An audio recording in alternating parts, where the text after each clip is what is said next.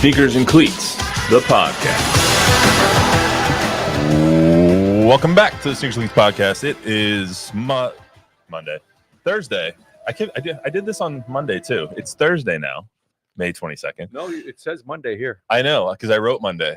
I don't know, guys. I don't know. The beautiful part about this is the more you become enlightened and we're illuminated, the more you live in the ever-present now, the more saying Monday on a Thursday is forgivable. So I think your head is in a good place there, my friend. So deep. So Deep thoughts. What was in your sandwich today? I don't know. I'm just in a good mood, man. And we're winding down another week and actually morphing into another one. Okay. Well, this is episode 198. I'm Matt Roy. Chuck McTinnick on 198? 198. 200 next Thursday. Woo. Watch out. Jeez. Watch out. We thought we wouldn't make We it past doing like 4. a special celebration? I don't know. You buying a cake? You bringing a I cake? could. 200? I got birthday central here the next couple days, so probably won't be me. All right. Well, maybe I'll bring a cake. Okay. Leftover cake. Remember to subscribe to the YouTube channel, both News 4 Fox SA. Download, rate, review the podcast. Helps us out a lot. Cowboys OTAs going on this week. Chuck, you were up there. We learned a lot, I think, over the last couple of days of OTAs up there. How did it go? What did we learn from the team up in Frisco? How did Dak look? I think that was a pleasant surprise there. What did George Pickens say on his first media availability as a Cowboy? Was Micah around? All these questions. You've got questions. We've got answers on all those things. Also going to talk the NFL rule changes or lack thereof. They did not ban the tush push, and they did not reseed playoff teams. So we'll talk about those. And if we get to it, college football will be reseeding in the playoff next year. They're going to go straight seeding. So the top 12 teams will be the top 12 seeds. Makes sense if you don't think about it. So we'll start with the Cowboys, though. So, Chuck, you were up there. I want to just give you the floor here. What did you learn while you were up there on Tuesday? You know, it's kind of silly in a lot of ways, right? Do we make a big deal? And a lot of people are making a big deal because I feel like the vibrations that are emanating from the practices, the vibrating that's going on, and the things that are going on inside the locker room, you can sense that there's a little extra pep in everybody's step. Everybody's a little more in tune to others around them. And so, you know, I see people rolling their eyes sometimes like, oh, really? Get off the ping pong table story, or the fact that there's music at practice, or I think everybody's job this time of year, it is whatever month it is right now, right? We're still months and months away from even going to training camp. That these are the kind of stories that you see how teams are built one brick at a time, right? This time of the year, these are the kind of things that are important, right? You want your team as galvanized as possible before it gets on the plane, goes to California, and then embarks on this huge, long schedule, and then hopefully even beyond that into the postseason. So I don't know. I have to check myself too. It's like, really, dude, they're not reinventing the wheel. Why are we all so fascinated by all of these things? And none of them are new. But when you hear Brian Schottenheimer talk about wanting to have the greatest culture in the history of sport, I don't even know what that means. I know he does. And so it'll be fascinating to see how this all unfolds, and, you know, the little nuggets that seep out week to week, month to month, and what the greatest culture in professional sports, if that is achieved, what that looks like at the ground level, if that makes any sense. That's the first bite we've got. Let's hear from Coach Schottenheimer on his culture. Well, the first couple of days, what we were doing some, team building things, some culture. We've spoken very openly about trying to create one of the greatest cultures in professional sports. Micah is going to be a leader for us. Micah wants to be a leader for us. He's going to do that. And so I felt like it was really important for him to be here to begin that process. And again, it's a voluntary camp, but the fact that he did that means a lot to me. We've been really spending a lot of time this offseason trying to support one another, not just me and Micah, but, going to different events and functions and foundation dinners. Osa's had his, Buddy Johnson, had a football camp. Tyler Smith has a football camp. I think if you look at the turnout that we're getting, it's been really high. And that's because we talk about it and we want to support one another. We're a family. And so when people have something like a foundation dinner event. They have a football camp. If it's important to them, then the objective and the goal should be to have as many of your family members there as possible. And of course, I'm speaking about our teammates. So there was a lot of questions about Shoddy and hiring him when he was hired. Oh, it's just going to be, more of the same. It's just Mike McCarthy adjacent. I got to tell you, he's rubbing off on me. Like during his opening press conference, he talked a lot about, I'm a really good person with people. I'm really good with people. I like getting to know people. I like getting to know what makes them tick, and about their dogs, and about this and about that. And you were like, okay, well, how's that going to translate to be a really good head coach of a football team? I got it, man. He's rubbing off on me a lot, because I think that his charisma and the change that he is instituting, whether it's the practice, the music of practice, or whether it's making this a more family atmosphere and taking guys to dinner and paying for those dinners, and getting to know Javante's dog's name and asking guys about their families, and really rarely talking about football, getting to know them on a deeper, more intimate level so you can know how to best coach them, is a very welcome change, I think. It is. It's different. And again, everybody that I've talked to, everybody appreciates Mike McCarthy as a head coach. Everybody knows he can coach. Everybody knows that Mike McCarthy has a lot of different skill sets that make him a good NFL head football coach. But the universal thought is it was time for something different. We've done the same thing for 5 years. It hasn't equated to any kind of a long playoff run. So let's try something different. And all of these traits that Brian Schottenheimer has, we have no idea if it's going to translate on the field to win more games. I don't think it can hurt, right? But he's going to do it his way. I think it's cool. And I think the one thing that is fascinating too, about, you talked about he's rubbing off on you. I think he's rubbing off on everybody. I mean, I told you, and I guess I could share it. Yeah. Go. The little story the other day where I was trying to get in a question at the end of the press conference, but we were running out of time, and I made eye contact with Ted Carper, the PR guy, and he's like, sorry, hey, we tried to make it happen. We just ran out of time. Coach has got to get to practice. So yeah, no autopsy, no foul, right?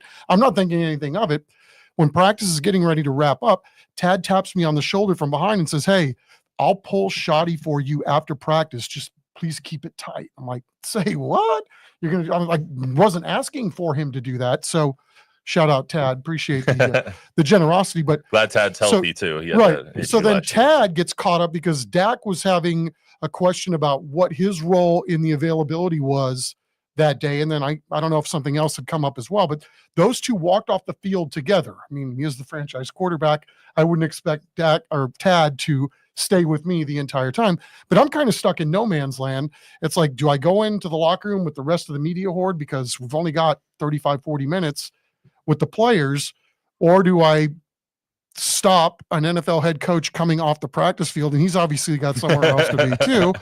So I thought, the hell with it. I'm just going to go roll the bones and then at least explain myself as to why I'm stopping the head coach of the Dallas Cowboys. Right. I did. Which is generally a no-no for anyone that's listening. You don't stop them. That's punishable by death in 8 or 9 states, I believe. So anyway, I introduced myself real quickly. Coach Schottenheimer was walking off with another assistant coach. Spared him the, 8 minutes worth of pleasantries, but looked him right in the eye, said, hey, can I do this? Tad said this. And he goes, yeah, sure. Be more than happy to do it. So we're doing it. And then I guess one of the other PR staff members was alerted to the fact, like, holy crap, some guy just broke massive PR protocol. Yeah.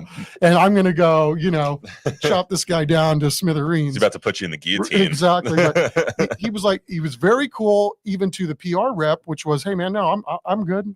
I'm doing this. And so, I kept it short. He was really, really good and quick, because I asked him, I said, hey, does Jerry have any insight or any pull when it comes to songs of music that get played during practice? And what if he threw Sinatra out there? And he goes, well, if he did, it would be just like Jerry to do it his way. I mean, he didn't miss a beat, was funny, engaging, and I'm guessing he's like that with everybody. So you can understand why Jerry is taking a risk, because to him it probably doesn't even feel like a risk, right? There's going to be X's and O's. You're going to have an OC, you're going to have a DC, you're going to have plays called. But why not afford this guy an opportunity to see if doing some things differently and really digging down in this relationship with coaches, other players that are on offense, defense, and special teams, having to mix together more than they ever have and get to know each other, from Dak all the way down to the 100th guy on the roster. Why not? But you're right. He's rubbing off on me, but he's rubbing off on a lot of people too. Let's play that next bite, Javi. This gets into a little bit of what you were talking about with guys hanging out with one another in and outside of the locker room. We want Dak to play quarterback to the best of his ability. He's a great culture piece because he's such a good dude, and he's such a great teammate, and his story is incredible. But when you talk about culture, it's more than just one guy. And that's what I think I'm so excited about with all the new pieces that we've added. And it probably sounds coach speak, but it's really not. We've added all these new pieces.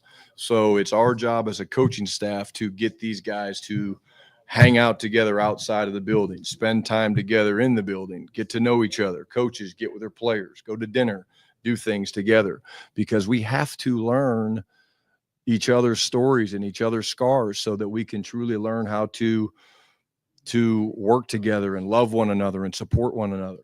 We're all going to have good days and bad days. And that's not just something we talk about, it's something we do. I take a lot of these guys to dinner. Why? Okay. It's important to me. Do I have things I could be doing? Of course I do.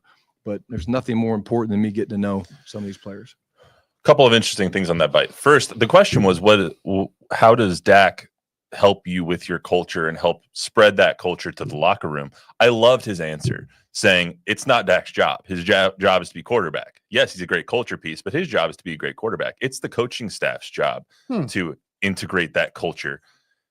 It's very refreshing is the word that I keep hearing, or that keeps coming to mind. It's very refreshing to hear a coach say, to institute this culture, to build this culture, to kind of impress this culture upon the team so everyone believes it and starts pulling in the same direction.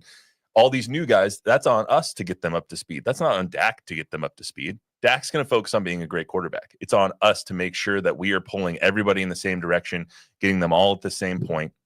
And I thought that was really interesting. But his familial kind of feeling about this, where, yeah, I take guys to dinner. Like, there was another shot where he asked Javonte, the new running backs, Javonte Williams, his dog's name. He was asking, he's playing, free throw competitions in his office to get people competing more. And we'll hear that bite here in a little bit. It's just a very different vibe. That's well put. That's what it is. Different energy, different vibe. And, you don't see normally, or I haven't to this point, they were on the field for right around an hour, and it's quick. Everything's up tempo. There's not a lot of standing around.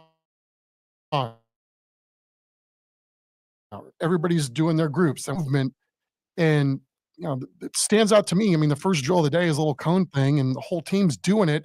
A lot of rah stuff. Dak's right in there, right behind one of the assistant coaches, leading the charge, and getting everybody jacked up for a high energy, high focus practice. I mean, it's just different. Again, they're not reinventing the wheel with some of this stuff, but because I think it's not been there, why not try some of these things to see if this is going to pay a dividend at some point in the, during the stretch of the season, where guys going to go the extra mile for the buddy next to him, or the guy across the room, or even the guy that he doesn't like or didn't like before all this team bonding stuff started happening. None of this is going to matter if they start 0-2, but correct. But it is a good, I don't know how to phrase it. It's a good measuring stick early on in the off season of how this hiring is going and why they made the hiring. I think this is telling us why Jerry and Steven made that hire, because I don't know how you can have a conversation with Shotty and not come away like, wow, that was impressive. I don't know how you can do that. So that makes a lot of sense. Let's get into a couple of the specific questions here. Micah was not there on Tuesday. He has been there previously. Can you tell us about that? Yeah, so Micah was in the building. The way I understand it, Coach Schottenheimer said that he'd asked Micah to be at certain things, and as a consequence to that, the coach is going to be at certain things that are important to Micah and show up with teammates, and they're going to support each other when they've got things that are important to them, whether it's in the community or if it's a football camp around town or whatever the case may be. So even his answer when, he's got to talk about one of his star players not being on the practice field during a voluntary situation. It's like, Micah's not going to be on the field. He's this close, you would think, to signing a long-term deal. Like he's not going to go take the chance of making $1 gazillion and then be on a practice field, high octane. Yeah, there's no contact, but you can't control whether somebody's going to get hurt potentially in one of these things. So nobody's blaming Micah Parsons internally for him not being on the field. And even Coach Schottenheimer, looked everybody in there. He's like, look, I got an agent, right? So, this is the business side of it. And nobody's questioning Micah's commitment, his commitment to others, anything. He pretty much squashed that right and nipped it right in the bud pretty early on. But again, it was his response. Wasn't on the defensive. It's relatable. It's like, I got an agent. He's got an agent. My agent tells me business-wise, this is what I should be doing. And, that's what they should be doing right this time of year. This is when business problems get solved, most of them. Well, until Micah gets signed on the Thursday that they have the opening game. Is that what they're going to do again this year? That could be. Just like last year with Dak. Who knows? Again, you thought you'd seen it all, right? You're going to give Dak that contract on opening day, 3 hours before kickoff. Yeah, I was there. Remember, we had to, I know. There you go from nice relaxing morning. We're just going to ease into the day, and it was like whammo. There was bigger news before the game than there was after the game. Yeah. Wait, who'd they beat that day? Cleveland. It was in Cleveland. Sorry, Bob. Remember, we were trying to get Jerry to talk pre-game, and everybody's going, "No, that's not going to happen before a game." It's like, you don't know Jerry. Yeah, no. Do you guys just come up with a reason to bash Cleveland? Yeah, no, it was just happenstance. It's easy, right? Yeah. I knew who they played. I just the city's amazing. One of the best bounce back stories in Americana is what Cleveland looks like now and hanging out there, the vibe in Cleveland. What a great town. Not a great team. Love it. A couple other things I want to get to regarding practice and the vibe around the Cowboys. So one thing that he said a lot, he being Coach Schotty, said a lot was about competitiveness. And it seems like he's trying to make these guys a more physical football team. And that's what he said a lot of the times, by bringing out the competitiveness, one between players, between offense and defense, between receivers and DBs. He wants them to compete at everything all the time. He brought the ping pong table from the players' lounge and put it smack dab in the middle of the locker room because he wants them to be playing that and competing against it or competing with it. You'll hear it from him in a second. He had free throw shooting competitions with people in his office. Like, he wants them to play and do something every single second of the day, because if you're competing, you're getting better. You're trying to beat the other guy. And I love that. I do too. Yeah, right. Little things. It's little things, and you hope maybe the totality of all the little things add up. Yeah, let's hear that bite real quick, Javi. We do some things in the team room. We do some things in my office. QBs, I just lost to the QBs in my office. Actually, Dak was my teammate, so I guess Dak lost too. He'll be mad that I told you guys that. Yeah, it's just the central theme of the program is compete every day, and so we find different ways to do it.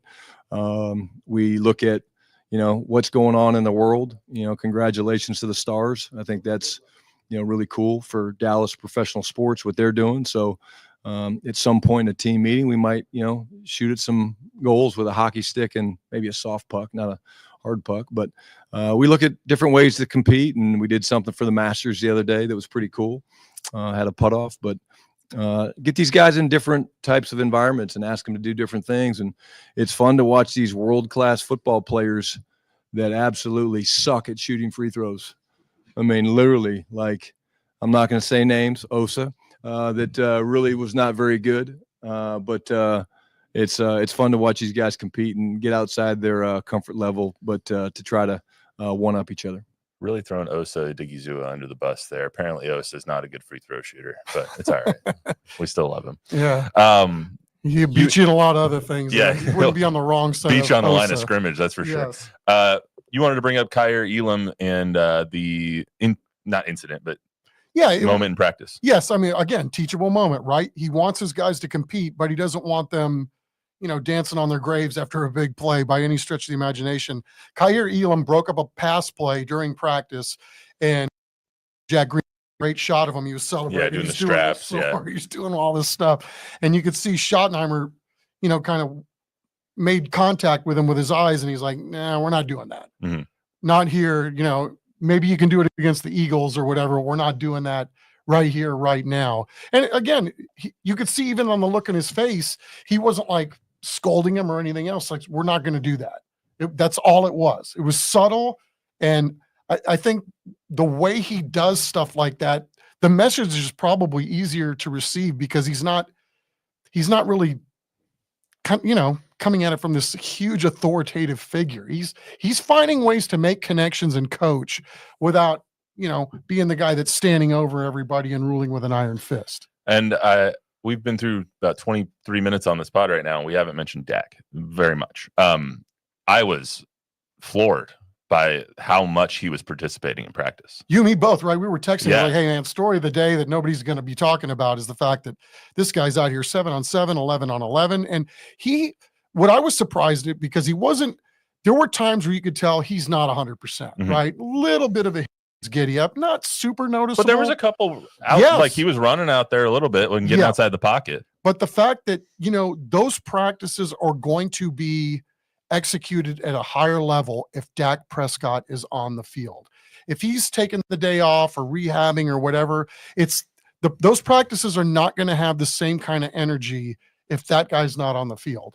But yeah, I was really, really shocked at that. That was probably, to me, the thing that stood out the most was, holy crap, this guy sure is doing a lot today. His bite about why he was out there doing so much was so good. I didn't cut it because there's a cuss word in it, but it was like, what the hell do you mean? Of course I'm out there practicing. My off season started earlier than theirs. It was so funny.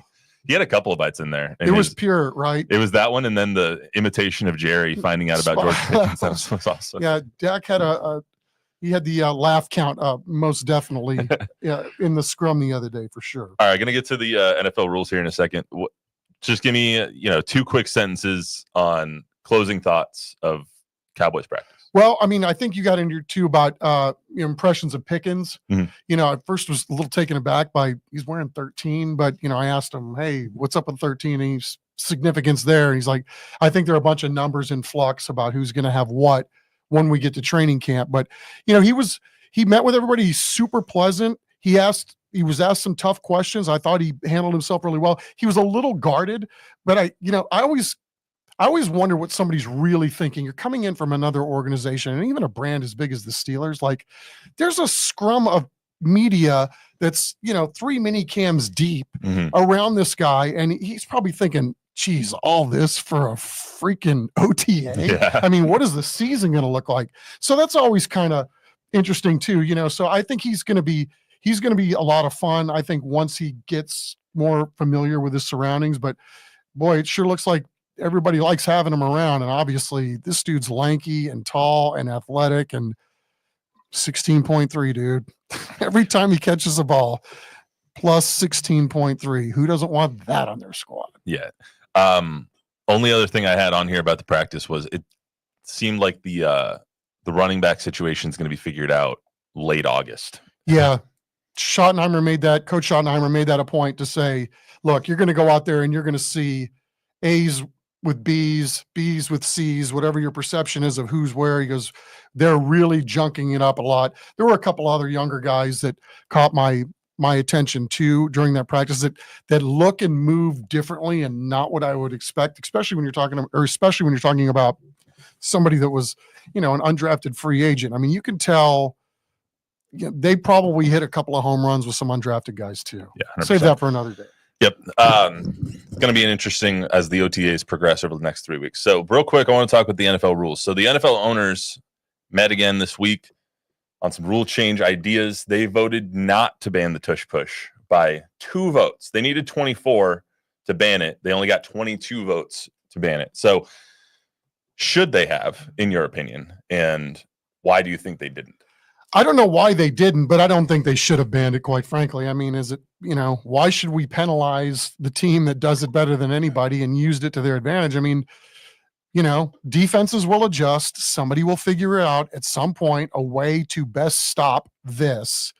And after they figure that out, then the offense will be more creative and they'll figure out how to do some sort of trickeration off the tush push. So I don't think personally that they should have done anything to stop this. And let's see what happens if, because I'll be honest with you, I would rather see a team convert on 4th and 1 than not convert on 4th and 1. I don't know about that. That's just my own personal feeling. I mean, keep drives alive, keep me from going to a commercial break. That's where I'm at. I don't have a problem with the tush push, even though I know my team, they started this and they got a little egg on their face because they swung and missed. The Eagles posting what they did after the ban did not go into effect was so funny. Like them posting the tush push against Green Bay 22-10, so funny. Just well done. Well played, done. Eagles. Very, tip of the cap to the Play Eagles. like a champion again. Yeah, That's absolutely. I don't think they should ban it either. I think that I'm surprised that the owners did not vote to ban it because no one can stop it. It's a 92% play. Like they're going to get it. But I was surprised a little bit to see that 9 other teams joined the Eagles in voting not to ban it. I mean, the Lions, the Ravens, these really hard-nosed, running, physical teams didn't want to ban it, which I thought was kind of a little bit interesting.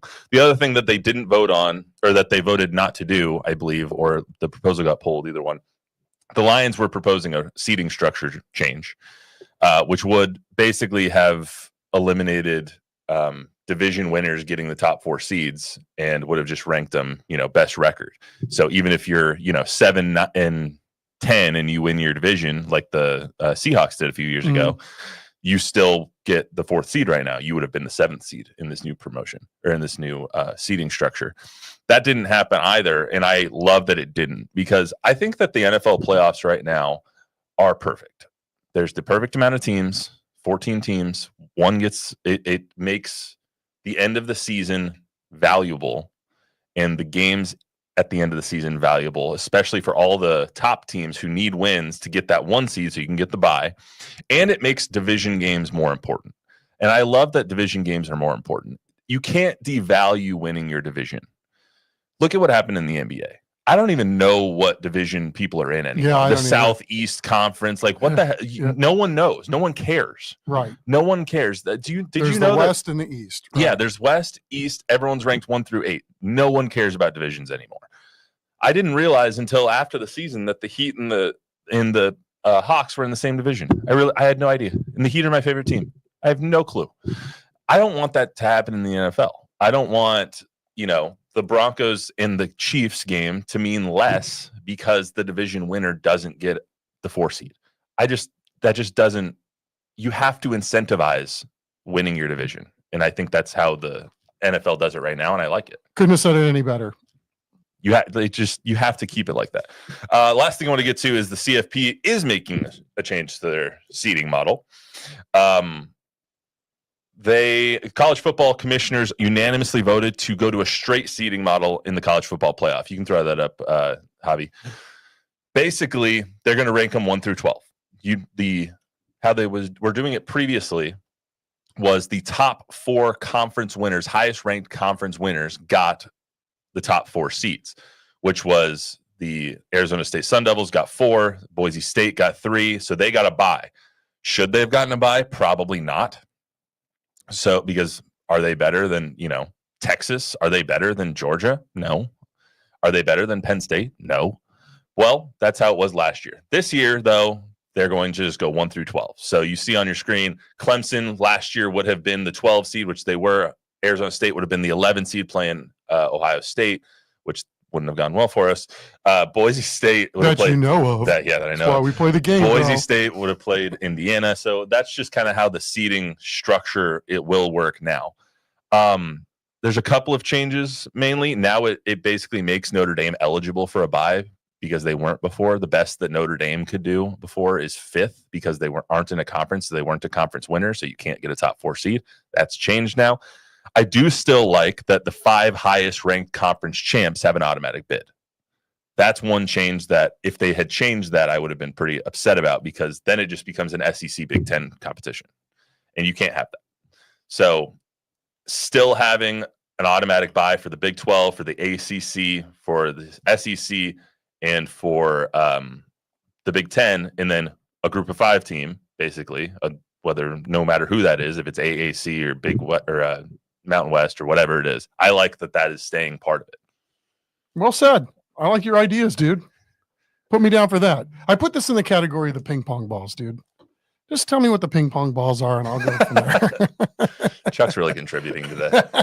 I'm sorry, I got another for you. You were hitting me with all these, hey, this happened today, this happened today. It's like I was in the middle of it, like watching UTSA baseball. And, I got 2 huge stories that I'm working on that are going to take every ounce of what I got upstairs to not only think about how I'm going to execute said story, but also get them on TV in a short period of time, by the way. All right. Well, Bob, anything before we get out of here? There was a lot of comments, back during Cowboys camp about Brian Schottenheimer, and just curious more. And you guys answered most of the questions as it came along. They're like, "What is he actually bringing? What is the difference?" And you guys went through it pretty well. So, but people are interested in that. And I do have one question. Okay. I don't remember how Marty camp was. Was it that much different? Do you guys remember by any chance? No, but I don't even know that. Even on that level, I mean, even, I think, Marty was a very gregarious coach, and, the only knock on Marty was that he couldn't win the big one, but he was always there. So I'm sure there were some things that Brian obviously saw his dad do, to bring people in or make a human connection on. But I got to believe that, could you see Marty Schottenheimer bringing in a ping pong table or shooting free throws in his office? No, I mean, some of this stuff he's doing on his own for sure. Yeah, absolutely. I do implore everybody, if you're really interested in Brian, I would have played the entire press conference if I could. Like, I was so interested with what Brian was saying. He had me off with every word. So I would implore you to go and watch the entire press conference, because I think you'll learn something. I certainly did. Yeah. For me, selfishly, I mean, we've talked about this before, right? I mean, Parcells, you always felt like you were getting an education on something when Parcells was talking. And I felt like that a lot with McCarthy too. He spoke and he did it a little differently, but he was a pretty good information sharer as well. But yeah, I mean, he's certainly one of those guys you're going to want to tune into every week to hear what he's got to say about his squad on that day or that week. Yeah, there's some coaches I just hate listening to their press conferences for. Sean Payton, I don't like listening to his press conferences. I feel like he's always belittling somebody or trying to mansplain something. Brian, I could have listened to laughing over there, Javi.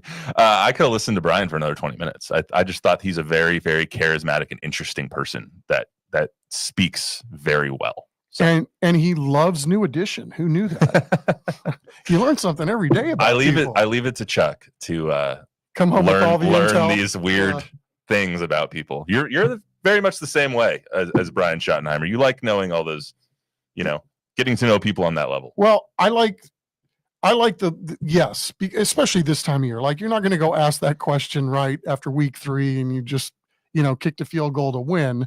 But yeah, I mean, it gives you a little insight, and I'm sure he's got kids. That's how he got dragged down the New Edition hole, because why else would you have been dragged down the New Edition hole? No offense. What's the guy's name? The main guy? Harry, I don't know. Right? This is your domain, bro. Isn't Harry Styles in that band? Biv Bub DeVoe or something? No. Okay, well, Bill Biv. Yeah, but is Harry Styles a New Edition? Come on, somebody help me out. Harry Styles in One Direction. There's no way that somebody should know the answer in this group right here. Harry Styles was from One Direction. Okay, well then I screwed that up. Thank you. That's what I was hoping for. So you came to my rescue. Thank you. It's a whole different generation. Yeah, I have no idea what you're talking about. Okay. New Edition. I don't know. I don't know why I'm thinking Harry Styles when he said New Edition. Bobby Brown was in New Edition. There you go. Okay. Oh, maybe Harry Styles. So maybe it wasn't his kids. Okay, he's old enough to have been New Edition, like first run New Edition. We need to run a New Edition. See, man, talk this out. New Edition came Bell Biv DeVoe. We need to run a new edition of this show.